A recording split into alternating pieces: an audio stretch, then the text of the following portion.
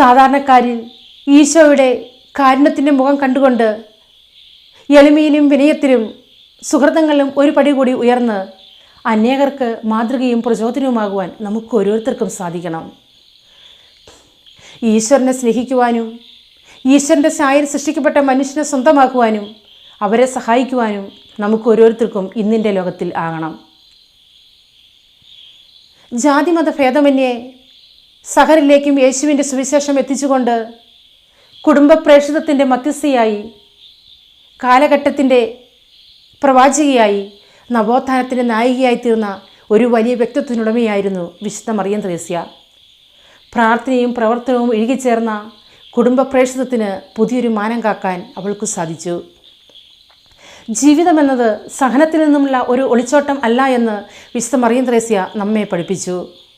നാം കാണുന്നവരിലേക്ക് ഇറങ്ങിച്ചെന്ന് അവർക്കുണ്ടാകുന്ന മുറിവുകൾ ഉണക്കുവാൻ നാം ഓരോരുത്തരും തയ്യാറാകണം. അതാണ് നല്ല അയൽക്കാരൻ.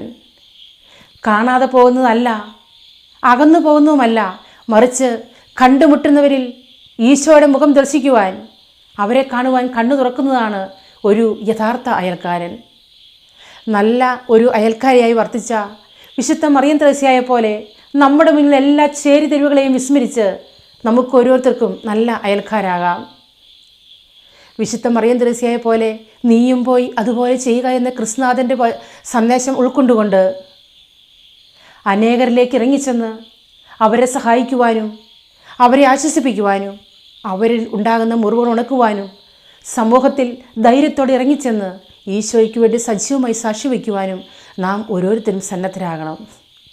അതിനുള്ള മാതൃകയും പ്രചോദനവും മാധ്യസ്ഥ്യവും വിശുദ്ധ മറിയം ത്രേസ്യയിൽ നിന്നും നമുക്ക് സാധിച്ചെടുക്കാം. ഇന്ന് മറിയം ത്രേസ്യ ഈ ലോകത്തിൽ ചെയ്ത ഏറ്റവും വലിയ അത്ഭുതം ഏതാണെന്ന് ചോദിച്ചാൽ നമുക്ക് പറയുവാൻ സാധിക്കും, ഒരു വ്യക്തിയിൽ നിന്നും രൂപം കൊണ്ട ഈ സമൂഹം ഇന്ന് ലോകം ആകെ വളർന്നു പന്തലിച്ച് ക്രിസ്തുവിന് സാക്ഷ്യം വഹിക്കുന്ന വലിയൊരു സമൂഹമായി തീർന്നുവെന്ന്. ഈശോനാഥൻ പറയുന്ന പോലെ ചെറിയൊരു കടുകുമണി പോലുള്ള വിത്ത്, അതിൽ നിന്നും അത് വടവൃക്ഷമായി വളർന്നിരിക്കുന്നു.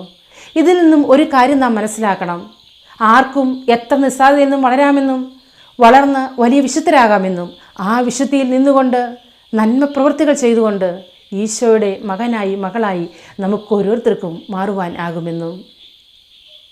വിശുദ്ധ മറിയം ത്രേസ്യയെ പോലെ ദൈവഹിതത്തിനു മുൻപിൽ ആമേൻ പറഞ്ഞുകൊണ്ട് നമുക്ക് ഓരോരുത്തർക്കും വിശുദ്ധരാകാം.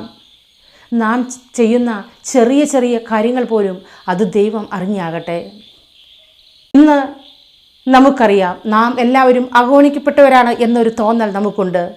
എന്നാൽ നാം ആരും അവഗണിക്കപ്പെട്ടവരല്ല, ദൈവത്താൽ പരിഗണിക്കപ്പെട്ടവരാണ് എന്ന ആ വലിയ തിരിച്ചറിവ് നമുക്ക് ഓരോരുത്തർക്കും ഉണ്ടാകണം. ആ തിരിച്ചറിവ്, ആ പരിഗണനാബോധം ഉണ്ടെങ്കിൽ ഇന്ന് സമൂഹത്തിൽ ദൈവത്തിൻ്റെ വക്താക്കളാകുവാൻ, ദൈവരാജ്യത്തിൻ്റെ വക്താക്കളാകുവാൻ നമുക്ക് സാധിക്കും.